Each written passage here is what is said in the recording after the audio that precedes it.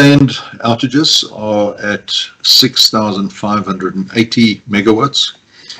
Full unplanned outages, 6,704. Partial load losses, unplanned, 4,554. With unplanned outage of 11,258, which is a lot better than the 14,000 plus that we saw when we had to take the decision to implement load shedding. So well done, and thank you to the generation colleagues for putting shoulder to the wheel and making that happen. Demand forecast for this evening is quite moderate, as is typical of a Friday evening, 26,793. We have recovered our dams. They are essentially full.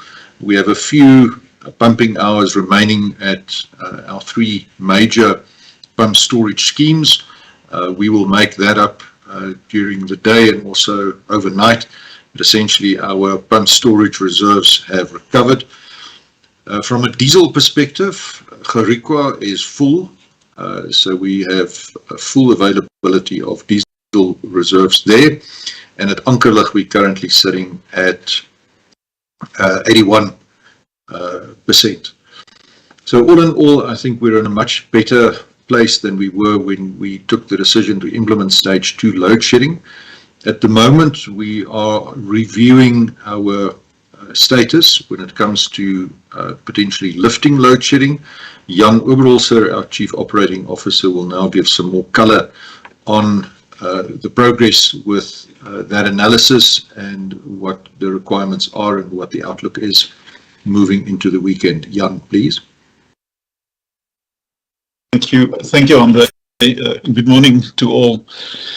Andre, yes, as you said, much better position this morning. And obviously the question on everybody's mind is now it's improved. The emergency is also that improved very positively. What is happening to load shedding? We will have a look at 5 o'clock this afternoon, and then we will make a decision. Now, I need to make it clear that although the system has improved very positively, and Philip can talk about Kusile just now, included in the figures are 2 units at Kusile, so we have managed to return another unit at Kusile 1, so that unit is running just under 500 megawatts, 470 megawatts. But what is important is that the non-commercial unit, Kusile Unit 4, is really doing exceptionally well, and I think it's running at just under 750 megawatts. Now, I need to make it very clear, this is a non-commercial unit. We're doing testing, and something may happen. So we are not going to put these eggs, or specifically, this unit's eggs in the basket when we make the decision. So we will take the whole system performance into consideration. We will, as I said yesterday as well, have some probability for possible breakdowns, but we will communicate just after 5 o'clock today on the outlook of the system.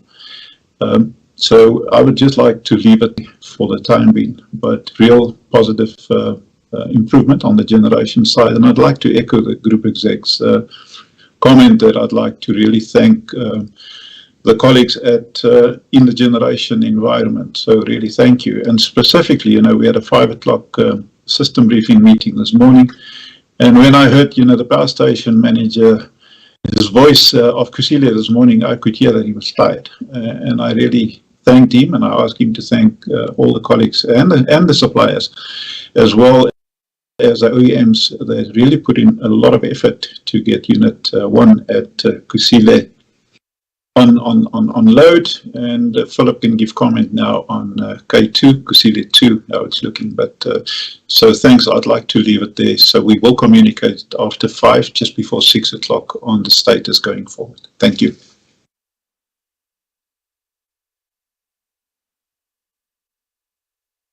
Good morning, everyone. Very little to add on my side. Just from yesterday, we had a boiler tube leak at Kendall, so we've had to shut down the unit at Kendall. We're running 5 units with 1 unit on outage. So now we've added another unit on forced outage, but that will be coming back. During the weekend and towards Monday, we've got a number of our units coming back. So I think that's also what builds a confidence when we said load shedding should be stopped at the latest on Monday morning. So we've got a Letabo unit, we've got a Kusile unit, unit 2, that should be coming back during this weekend. We've got a Matimba unit, we've got a Matla unit. So we're going to continue to improve, and we are really driving the unavailability down. Just a little bit of feedback on Kusile. So again, at Kusile, we've got 4 units that can run. One of those units is non-commercial, and that is unit 4. So that unit is the one that Jan gave feedback on. Unit 1, we've had major problems on unit 1, as you will recall, with valves that admit steam into the turbine, where there was mismatch between the left hand and the right hand, and one valve was oscillating, changing position too quickly. So that problem has been reduced. Unfortunately, it is still there, but the unit was synchronized last night, and it has been running without a trip, and I think it's running now longer than it has before. The oscillations have certainly reduced, but the problem is still there. So we are continuing with the original equipment manufacturer to investigate further to find out what the root cause is. But we are hopeful that we will find this, because already it has reduced with some of the actions that have been taken. So that's unit 1, and it is currently running. And then unit 3. Unit 3 will be coming back as well as soon as we finish a boiler tube leak repair. And then it will run for about a week, and then we will take it onto a long. So come early next week, we're hoping to have all 4 units available at Kusile running flat out. I think in terms of the units, that's where we'll leave it. We continue with other challenges that we have on security. I think at the State of the System brief, the Group Chief Executive indicated some of the measures that we've taken to improve our security. And almost on a daily basis, people are getting arrested. People that are trying to steal copper and cables, those people do get arrested. So we had such yesterday as well. So that's a challenge that we have to deal with. But I think with the security levels that have been increased, we are succeeding, because I think in the past this has caused us a lot of challenges with units not coming back as scheduled because people have stolen cables. And then lastly, another area that we are challenged with, it's community protests, demanding employment and so on. So those we have to deal with on an ongoing basis.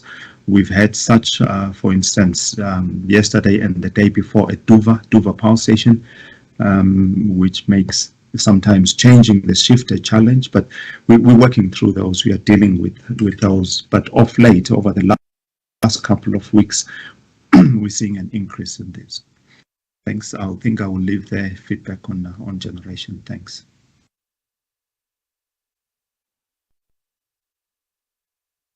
Thank you, colleagues, for that update.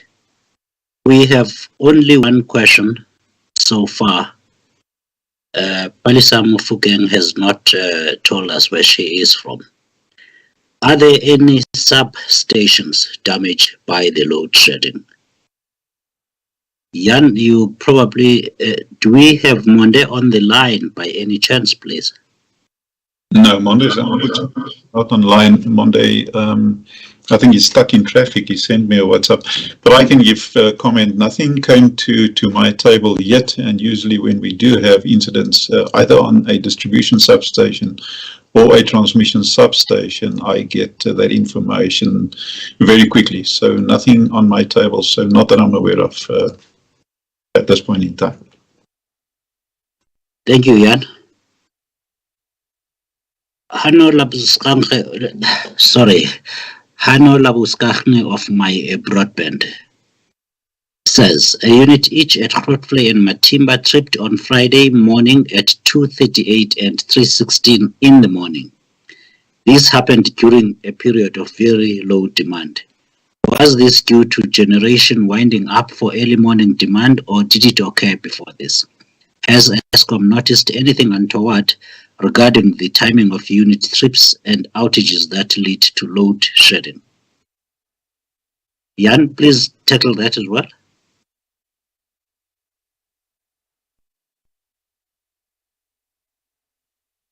I would suggest that Philip perhaps deal with that one if you don't mind. Sigunati, Philip, please. Right.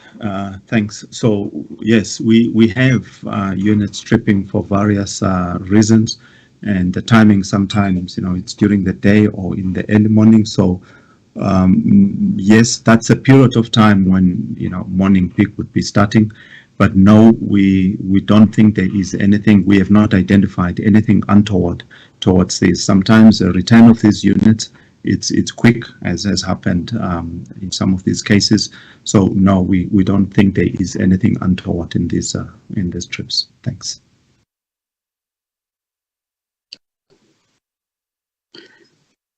Thank you, Philip. I think Antoinette is still trying to type a question. We don't have any other questions at this point. Andre, is there any? Okay, here we go. From Antoinette Slapet of a report.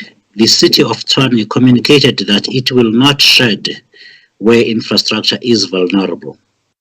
Is that approved by Eskom, and do you get many such requests?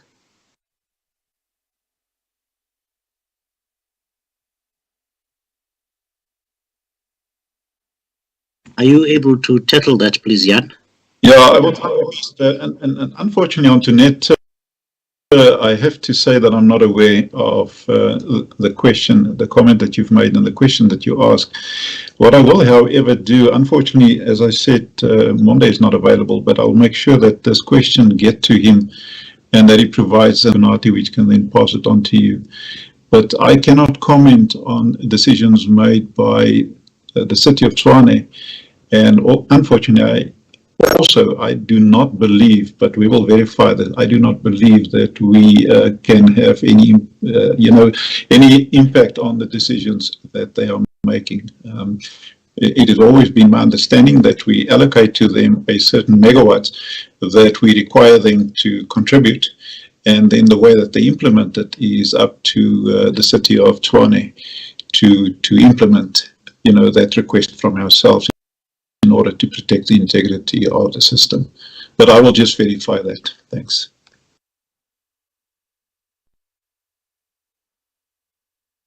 Thank you, Jan. In the absence of any further questions, as Jan has already said, we wait further through a statement in the evening, once a decision has been taken about the weekend going through to Monday. Andre, do you have any closing remarks, please? Thank you, Sigunati.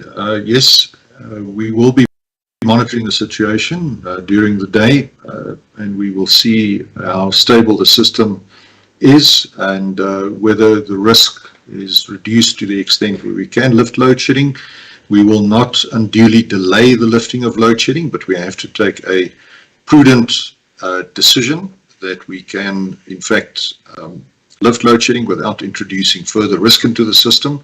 So our system operator takes a very informed decision, and a lot of analysis goes into that. So we abide by that expertise. And as Sigunati has said, we will communicate as quickly as we can in order to inform the public and end load shedding as soon as is practically possible. Thank you, Sigunati. Thank you, colleagues. We shall communicate in the evening any further decisions. Thank you. Have a good day, and thanks for joining us.